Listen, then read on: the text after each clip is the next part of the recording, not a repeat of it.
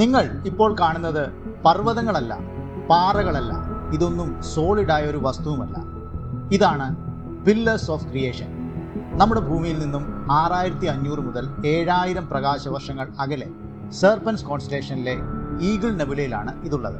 ഈ cosmic dust clouds നമുക്ക് ചിന്തിക്കാനാവുന്നതിലും വലുതാണ്. ഓരോ പില്ലറിൻ്റെയും നീളം പ്രകാശവർഷങ്ങളാണ്. നമ്മുടെ സോളാർ സിസ്റ്റം മുഴുവനായും ഇതിൻ്റെ ഒരു വിരൽത്തുമ്പിൽ ഒതുക്കാം. ഈ പില്ലറുകൾക്കുള്ളിൽ ഗ്രാവിറ്റി ഹൈഡ്രജൻ ഗ്യാസിനെ കംപ്രസ് ചെയ്ത് ഇഗ്നൈറ്റ് ചെയ്യുകയാണ്. അങ്ങനെ ഇവിടെ പുതിയ നക്ഷത്രങ്ങൾ പിറക്കുന്നു. നമുക്ക് അറിയാവുന്നതിൽ വെച്ച് ഏറ്റവും ആക്റ്റീവായ ഒരു സ്റ്റാർ ഫോമിംഗ് റീജിയനാണ് ഇത്. ഇതിൻ്റെ തൊട്ടടുത്തുള്ള മാസീവായ നക്ഷത്രങ്ങളിൽ നിന്നുള്ള ഇൻറ്റൻസായ അൾട്രാവയലറ്റ് റേഡിയേഷൻ ഇവിടുത്തെ ഗ്യാസിനെ ഇവാപ്പറേറ്റ് ചെയ്ത് കളയുകയാണ്.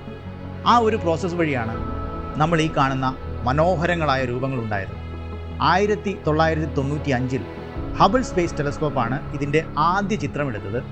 അതോടെ ഈ ചിത്രം ശാസ്ത്രലോകത്ത് വലിയ ചർച്ചാവിഷയമായി. പിന്നീട് 2022 ജെയിംസ് വെബ് സ്പേസ് ടെലസ്കോപ്പ് അതിൻ്റെ ഇൻഫ്രാറെഡ് ക്യാമറ ഉപയോഗിച്ച് ഈ ഡസ്റ്റിൻ്റെ ഉള്ളിൽ നോക്കിയപ്പോൾ അതിൻ്റെ ഉള്ളിൽ ഒളിച്ചിരുന്ന ആയിരക്കണക്കിന് പുതിയ നക്ഷത്രങ്ങളെ നമുക്ക് കാണിച്ചു തന്നു. പക്ഷേ ഇവിടെ വലിയൊരു ട്വിസ്റ്റ് ഉണ്ട്.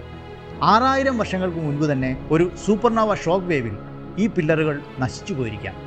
പക്ഷേ ആ പ്രകാശം ഭൂമിയിലെത്താൻ ഇനിയും വർഷങ്ങളെടുക്കും. അതുകൊണ്ട് ചിലപ്പോൾ നമ്മളിപ്പോൾ കാണുന്നത് ഒരു കോസ്മിക് ഗോസ്റ്റിനെ ആയിരിക്കാം. പ്രപഞ്ചം സൃഷ്ടിക്കും, നശിപ്പിക്കും. ചിലപ്പോൾ ഇത് രണ്ടും ഒരുമിച്ച് നടക്കും.